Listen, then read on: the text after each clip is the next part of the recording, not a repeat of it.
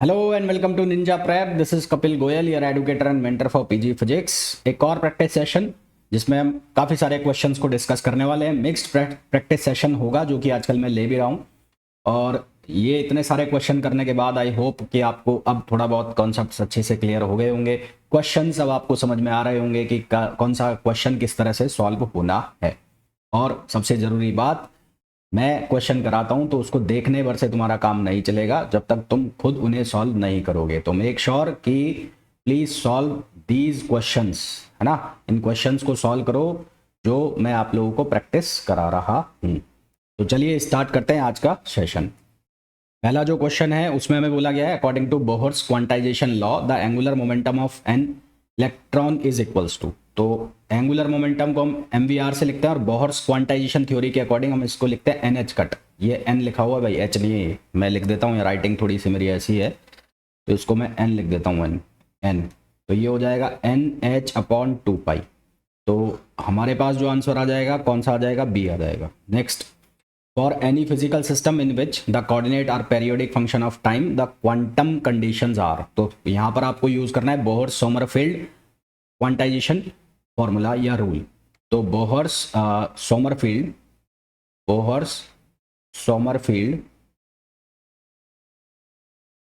Quantization rule, Bohr Sommerfeld quantization rule, ये आपको use करना है। तो यहाँ क्या बनेगा, ये बनेगा P, ये बनेगा डी क्यू इक्वल्स टू, ये किसके बराबर होगा, एन एच। तो ऑप्शन पिक करोगे तो कौन सा ऑप्शन दिख रहा है यहाँ पर, साफ साफ दिख रहा है आपको, सी ऑप्शन इसका करेक्ट आंसर होगा। नेक्स्ट, बामर सीरीज देखो, इंफ्रारेड में जो आएगा वो आएगा पाश्चन, ब्रैकेट और पी फंड। ये तीनों किस में आ जाएगी, इंफ्रारेड रीजन में आएगी। विजिबल में कौन सी आएगी, विजिबल में आएगी बामर। इसी तरह से यूवी जो है उसमें कौन आ जाएगा, लाइमन सीरीज आ जाएगी। तो आपको पूछा है बामर का, तो बामर कौन सी रेंज में आ जाएगा, विजिबल रेंज में आ जाएगा। बामर कौन सी रेंज में आ जाएगा, विजिबल रेंज में आ जाएगा। ठीक है, नेक्स्ट क्वेश्चन में आइए। नेक्स्ट में पूछा है change in entropy is. Entropy में जो चेंज है वो इनमें से कौन सा सही स्टेटमेंट है। देखो, एंट्रोपी में चेंज को अगर मैं डीएस से लिखूं तो डीएस बराबर 0, ये होता है रिवर्सिबल के लिए, ये रिवर्सिबल के लिए। यदि मैं डीएस ग्रेटर देन 0 लिखता हूं तो ये होता है इरिवर्सिबल के लिए, इरिवर्सिबल। और अगर मैं डीएस लेस देन 0 लिख रहा हूं तो ये इम्पॉसिबल प्रोसेस है। ऐसा प्रोसेस हो ही नहीं सकता क्योंकि एंट्रोपी जो है वो लगातार इंक्रीज करती है, लगातार बढ़ रही है। तो हमें पूछा है कि positive in an irreversible change, तो पॉजिटिव होगा इरिवर्सिबल चेंज के अंदर, सही है। नेगेटिव, नेगेटिव तो होगा ही नहीं, तो ये गलत हो गया। पॉजिटिव इन रिवर्सिबल, तो ये गलत है और ये भी गलत है क्योंकि रिवर्सिबल में तो ये किसके बराबर रहेगा, 0 के बराबर रहेगा। तो हमारे पास जो आंसर आ जाएगा वो क्या आ जाएगा, ए आ जाएगा। नेक्स्ट क्वेश्चन पे आ जाइए। The first law of thermodynamics. तो फर्स्ट लॉ ऑफ थर्मोडाइनमिक्स बताता है कंजर्वेशन ऑफ एनर्जी को। एक टाइप की एनर्जी दूसरे टाइप में की एनर्जी में कन्वर्ट हो रही है। आप यही तो लिखते हो डेल क्यू, आप यही तो लिखते हो कि हीट जो है, total heat given to the system is equals to total work done, एक साइक्लिक प्रोसेस में। तो एक टाइप की हीट कन्वर्ट हो रही है दूसरे टाइप की हीट के अंदर। तो यहाँ पर जो कंजर्वेशन हो रहा है वो किसका हो रहा है, एनर्जी का कंजर्वेशन हो रहा है। Next, a particle of mass. Particle का जो मास है वो दिया है 10⁻⁻6 ग्राम, ये पार्टिकल का मास है। वेलोसिटी जो दी है वो पार्टिकल की वो है 100 मीटर पर सेकेंड। तो de Broglie wavelength lambda equals to p h upon p, lambda equals to h upon p. तो h और p की वैल्यू आपने सब्सटीट्यूट कर दी mv। तो h को ऐसा रहने दो, इसको किलोग्राम में कन्वर्ट करो। किलोग्राम में कन्वर्ट करोगे तो ये हो जाएगा 10⁻⁹। यहाँ पर मैं लिख देता हूँ 10⁻⁹ किलोग्राम। वेलोसिटी इसकी कितनी दे रखी है, 100, तो वेलोसिटी हो गई 100। तो ये बच गया lambda equals to h upon 10⁻⁻7, -7 है माइनस, यहाँ पर आएगा -7। अब इस -7 को ले जाओ न्यूमरेटर में, तो ये हो जाएगा 10⁻7h। आंसर आपके पास आ जाएगा कौन सा, option A. Next, the longest wavelength that can produce photo electric effect. देखो 500 nm दिया हुआ है तो सीधा सा फॉर्मूला लगाओ, यहाँ 1240 अपॉन ये आ जाएगा लैम्बडा किस में, nm में। अगर ये आर्मस्ट्रॉन्ग में होता तो फिर इसको आप ऐसे लिखते 12400 और यहाँ पर लैम्बडा आर्मस्ट्रॉन्ग में। ये आपको आंसर देगा किस में, इलेक्ट्रॉन वोल्ट में। तो इसको जब आप यूज करोगे तो 1240, लैम्बडा की वैल्यू यहाँ लगा दो 500, ये आ जाएगा अप्रॉक्सीमेट 2.48 इलेक्ट्रॉन वोल्ट। और जो कि नियर अबाउट हो जाएगा 2.5 इलेक्ट्रॉन वोल्ट के। ये मैंने आपको पहले भी डायरेक्ट बताया हुआ है, ये वहीं से निकाला ये phi=hc/λ। तो इतना बड़ा करने का टाइम होता नहीं है, तो डायरेक्ट ये फॉर्मूला यूज़ करो, सीधा आंसर निकालो, है ना। वो h की वैल्यू रखोगे, फिर c की वैल्यू रखोगे, फिर उसकी कैलकुलेशन करोगे, इतने में तो 2 क्वेश्चन हो जाएंगे। Next, according to Maxwell law of distribution. अब मैक्सवेल लॉ ऑफ डिस्ट्रीब्यूशन के अकॉर्डिंग 3 हम स्पीड निकालते हैं। एक हम निकालते हैं VRMS, उसकी वैल्यू आती है √3RT/m। एक निकालते हैं हम एवरेज, एवरेज की जो वैल्यू आती है वो आती है 8RT/πm। और एक हम निकालते हैं कौन सी, मोस्ट प्रोबेबल, मोस्ट प्रोबेबल की वैल्यू आती है 2RT/m। अब इनमें सबसे ज़्यादा कौन सी होती है, तो उसको याद करने का तरीका है, RMS का निकाल लो R, एवरेज का निकाल लो A, और मोस्ट प्रोबेबल का निकाल लो M। तो ये बन गया राम, क्या बन गया, राम। तो R सबसे ज़्यादा, फिर A और फिर M। तो इस तरह से इसको याद कर लो, याद हो जाएगा। तो सबसे ज़्यादा कौन सी है, RMS है, तो मोस्ट प्रोबेबल स्पीड कम हो गई एवरेज से भी और रूट मीन स्क्वायर से भी, तो आंसर कौन सा आ जाएगा, D आ जाएगा। नेक्स्ट क्वेश्चन पे आ जाओ। फर्मियोन्स आर पार्टिकल, फर्मियोन्स वो पार्टिकल्स होते हैं जो क्वांटम स्टैटिस्टिकली इनडिस्टिंग्विशेबल होते हैं। फर्मियोन्स जो FD स्टैटिस्टिक्स को फॉलो करते हैं, तो एंटी सिमेट्रिक फंक्शन को फॉलो करते हैं फर्मियोन्स, और जबकि अगर बोसोन्स होता तो वो सिमेट्रिक फंक्शंस को फॉलो करते हैं। तो हमारे पास कौन सा आ जाएगा, ऑप्शन D। और अगर बोसोन्स होता तो वो सिमेट्रिक को फॉलो करते हैं। इन अ माइक्रो कैनोनिकल एंसेंबल, देखो माइक्रो कैनोनिकल एंसेंबल है जो, माइक्रो कैनोनिकल एंसेंबल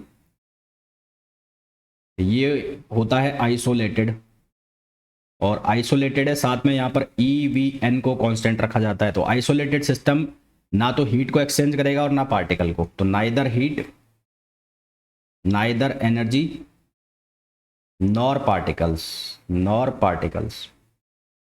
अगर आपको बोला जाता है कैनोनिकल, कैनोनिकल तो कैनोनिकल होता है क्लोज्ड, और क्लोज जो होगा वो केवल किसको शेयर करेगा, एनर्जी को। तो ये एनर्जी को क्या करेगा, एक्सचेंज करेगा। और अगर आपको बोला जाए ग्रैंड कैनोनिकल, ग्रैंड कैनोनिकल, तो ग्रैंड कैनोनिकल क्या है, ये ओपन सिस्टम है, और ये ओपन सिस्टम है तो दोनों को एक्सचेंज करेगा, यानी कि पार्टिकल को भी और एनर्जी को भी। अब माइक्रो कैनोनिकल हमें पूछा है, तो ये तो ना तो एनर्जी को एक्सचेंज करना और ना पार्टिकल को। तो ऑप्शन कौन सा आएगा, एक can exchange neither energy nor particle with B, तो ऑप्शन सी हमारे पास करेक्ट आंसर होगा। An open system that can, open system कौन सा है यहाँ पर जो दोनों को एक्सचेंज कर सकता है, तो वो होता है ग्रैंड कैनोनिकल, अभी मैंने आपको बताया। Next, the radiation from stars follow a black body curve. अब ये जो रेडिएशन वाला जो कर्व है, ब्लैक बॉडी कर्व जो बनता है, ये होता है प्लैंक्स लॉ, ये होता है प्लैंक्स लॉ। और प्लैंक लॉ बेस्ड होता है BE स्टैटिस्टिक्स पर, बेस्ड ऑन BE स्टैटिस्टिक्स, यानी कि बोस आइंस्टीन स्टैटिस्टिक्स। तो इनडायरेक्टली आपसे ये पूछा है कि जो प्लैंक रेडिएशन कर्व जो बन रहा है वो कौन सी स्टैटिस्टिक्स के ऊपर डिपेंड कर रहा है, तो वो डिपेंड करता है बोस आइंस्टीन स्टैटिस्टिक्स, यानी कि सही आंसर जो आ जाएगा वो आ जाएगा B। Laplace equation, Laplace equation हो जाएगा कौन सा, del square psi equals to 0। If the energy of particle can either 1, 2 और 3 units with the probability 1/6, 1/3 and 1/2, तो एवरेज एनर्जी जो आएगी E एवरेज, उसको हम कैसे लिखेंगे, एल्जेब्रिक समेशन EI और PEI ये लिखेंगे। तो एक पार्टिकल उसकी प्रोबेबिलिटी 1/6, दूसरा पार्टिकल उसकी प्रोबेबिलिटी 1/3 और तीसरा पार्टिकल उसकी प्रोबेबिलिटी 1/2। तो ये बन गया 1/6 प्लस 2/3 और प्लस 3/2। एलसीएम ले लेते हैं इसका, तो एलसीएम आ जाएगा इसका कितना, 6 आ जाएगा। तो यहाँ से बनेगा 1, यहाँ से बनेगा 4 और यहाँ से बनेगा 9, 9 और 4 13 और 1 14, जो 14/6। तो ये एवरेज एनर्जी होगी 14/6, और 14/6 जो है वो अप्रॉक्सीमेटली इक्वल आएगी 2.33 के। आंसर लमसम इसका C लगाओ, इसके नियर अबाउट आंसर जो है वो क्या आएगा, C आएगा। नेक्स्ट क्वेश्चन पे आ जाओ। Eight high temperature and low concentration which of the following is true for particles. High temperature और लो कॉन्सेंट्रेशन पर जो फर्मी ड्राइक और बोस आइंस्टीन स्टैटिस्टिक्स है वो मैक्सवेल बोल्ट्जमान में कन्वर्ट हो जाती है। रीजन बीइंग कि हाई टेम्परेचर पर पार्टिकल की एनर्जी जो उनके बीच एनर्जी लेवल्स है, एनर्जी लेवल से ज़्यादा हो जाती है, तो वो पार्टिकल जो है वो क्लासिकल स्टैटिस्टिक्स को फॉलो करता है। तो मैं यहाँ लिख भी देता हूँ, at high temperature at high temperature particle energy is higher than energy of energy levels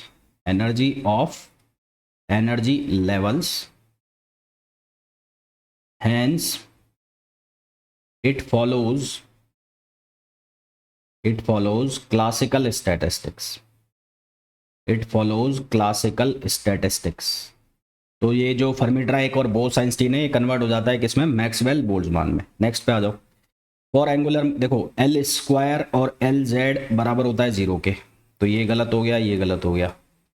और l x l y equals to होता है आयोटा एच कट और एल जेड, और एल एक्स एल वाई 0 नहीं होगा, तो सही आंसर हमारे पास क्या आ गया, सी आ गया।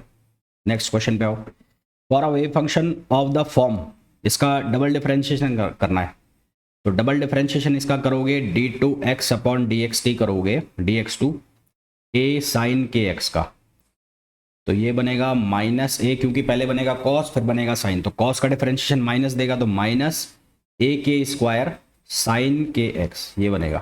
तो इसकी जो आइगन वैल्यू आएगी वो आएगी ए के स्क्वायर माइनस का, तो यहाँ पर इसके अकॉर्डिंग सही आंसर कौन सा हो जाएगा, सी हो जाएगा।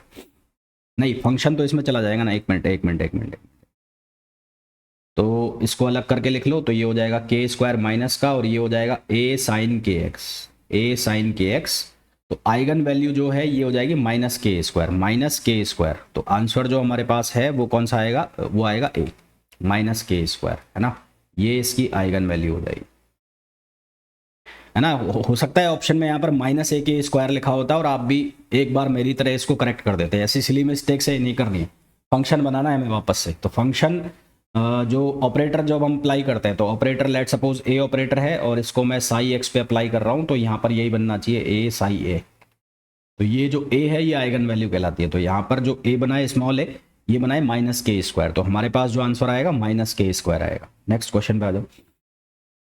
इन hydrogen like atoms and ions what remains the same at ground state. देखो रेडियस जो है वो प्रोपोर्शनल होती है एन स्क्वायर अपॉन जेड, तो यहाँ पर एन भी बदल रहा है और जेड भी बदल रहा है। एनर्जी जो है वो प्रोपोर्शनल होती है किसके, वो प्रोपोर्शनल होती है z square over n square, तो यहाँ पर जेड और एन दोनों बदल रहे हैं। स्पीड ऑफ इलेक्ट्रॉन जो है वो प्रोपोर्शनल होती है जेड बाय एन के, और जबकि मैं एंगुलर मोमेंटम की बात करूं तो वो बराबर होता है m v r equals to n h upon 2 pi. तो यहाँ ए की स्टेट की बात हो रही है, ग्राउंड स्टेट, तो जेड पे यहाँ पे डिपेंड नहीं कर रहा है, तो जेड पे की वैल्यू जब यहाँ पर नहीं है तो हाइड्रोजन और हाइड्रोजन लाइक एटम्स की वैल्यू सेम होगी ग्राउंड स्टेट में, तो हमारे पास सही ऑप्शन कौन सा आ जाएगा, सी आ जाएगा। Next, the matrix 1 0 0 -1 will gives eigen value, तो इसका ट्रेस निकाल लो, तो इसका ट्रेस जो आएगा वो आएगा 0, और उसको आइगन वैल्यू के सम के बराबर कर दो। फिर इसका डिटर्मिनेट निकाल लो, तो डिटर्मिनेट इसका कितना आएगा, -1, और ये बराबर हो जाएगा λ1 λ2 के, तो ये पहला ऑप्शन तो गलत हो गया, ये भी गलत हो गया। अब यहाँ पर अगर आप प्लस माइनस आयोटा रखते हो तो ट्रेस तो सेटिस्फाई हो जाएगा, पर जैसे ही आप आयोटा स्क्वायर करोगे, है ना, तो अगर आप रखते हो माइनस आयोटा और इंटू आयोटा करते हो तो ये वैल्यू आएगी +1, जबकि आपको चाहिए कौन सी, -1, क्योंकि आयोटा स्क्वायर क्या वैल्यू देगा, -1 देगा, तो इसका मतलब ये भी कट गया। तो आपके पास कौन सा ऑप्शन रह जाएगा, -1 को +1 से मल्टीप्लाई करोगे तो -1 आएगा, तो आंसर आपके पास कौन सा हो जाएगा, सी हो जाएगा। Next, if a normalized wave function for a state is given by, तो स्टेट जो हमें गिवन है वो है a e power iota alpha, इसका ट्रांसपोज कंजुगेट निकालोगे तो वो बनेगा a e power minus iota alpha. अब नॉर्मलाइज है तो नॉर्मलाइजेशन में ओवरऑल स्पेस में इसकी जो वैल्यू होगी वो 1 होगी, तो ये लिखा जाएगा माइनस इनफाइनाइट टू इनफाइनाइट, ये बन जाएगा ए स्क्वायर और डी एक्स इक्वल्स टू 1, क्योंकि ई पावर आयोटा अल्फा और ई पावर माइनस आयोटा अल्फा एक दूसरे को खत्म कर देंगे, तो यहाँ से बनेगा a square minus infinite to infinite D X equals to 1। अब क्योंकि पूरे स्पेस के लिए अगर मैं इसको निकाल रहा हूँ तो ये डिफाइन नहीं होगा, क्यों, क्योंकि यहाँ पर ये इनफाइनाइट वैल्यू दे देगा, हमारे पास कोई लिमिट है नहीं, तो पूरे स्पेस के लिए क्या हो जाएगा, अनडिटरमाइंड फंक्शन हो जाएगा, तो ये क्या हो जाएगा, undetermined function, undetermined function. Answer जो हमारे पास आ जाएगा वो कौन सा आ जाएगा, डी आ जाएगा। Next, for a quantum mechanical harmonic oscillator, तो उसके लिए जो फॉर्मूला हम लिखते हैं n+1/2 और h कट ओमेगा, तो यहाँ से E प्रोपोर्शनल बन रहा है n के, तो सही आंसर हमारे पास आ जाएगा B. Quantum particle in potential Vx equals to Bx, the Schrodinger equation, तो श्रोडिंजर इक्वेशन हम लिखते हैं -h²/2m del square psi plus v psi equals to E psi. तो यहाँ v की वैल्यू सब्सटीट्यूट कर दो, तो v की वैल्यू है bx, तो ये हो जाएगा -h²/2m, ये हो जाएगा del square psi plus bx psi equals to E psi. तो साई हमने कॉमन ले लिया, तो यहाँ से बन जाएगा -h²/2m, ये हो जाएगा del2/del x2 प्लस bx, और ये बना Sai equals to E psi. तो ऑप्शन मैच कराओ, सेकंड ऑप्शन, तो सही आंसर हमारे पास कौन सा हो जाएगा, सेकंड हो जाएगा। Next, helium neon laser is, helium neon laser जो होती है वो 4 लेवल लेज़र होती है। 4 लेवल का मतलब हो गया इसमें एनर्जी के 4 लेवल होते हैं, तो 4 levels of energy, 4 level of energy. 4 level of energy में पहला होता है ग्राउंड स्टेट, पहला जो होता है वो होता है ग्राउंड स्टेट। दूसरा जो होता है हमारे पास वो होता है lower excited state, lower excited state. तीसरा जो हमारे पास होता है वो होता है अपर एक्साइटेड, और फोर्थ जो होता है हमारे पास वो होता है highest excited, highest excited state. तो आंसर तो मैंने बता ही दिया है, तुम्हें कौन सा आएगा, सी आएगा। नेक्स्ट, इंटरनल एनर्जी, ये कहते हैं इसको जूल्स लॉ, तो जूल्स लॉ, तो अकॉर्डिंग टू जूल्स लॉ जो इंटरनल एनर्जी है वो प्रोपोर्शनल होती है टेम्परेचर के। ये टेम्परेचर कौन सा होता है, एब्सोल्यूट टेम्परेचर, एब्सोल्यूट टेम्परेचर। तो जूल्स लॉ ये कहता है कि जो इंटरनल एनर्जी है वो फंक्शन होती है केवल टेम्परेचर का, तो हमारे पास आंसर आ जाएगा कौन सा, C. Next, Rydberg constant R infinite, तो रेडबर्ग कांस्टेंट की जो वैल्यू है वो लिखी जाती है me⁴/8ε0² h³c, ये वैल्यू लिखी जाती है, याद करनी पड़ेगी।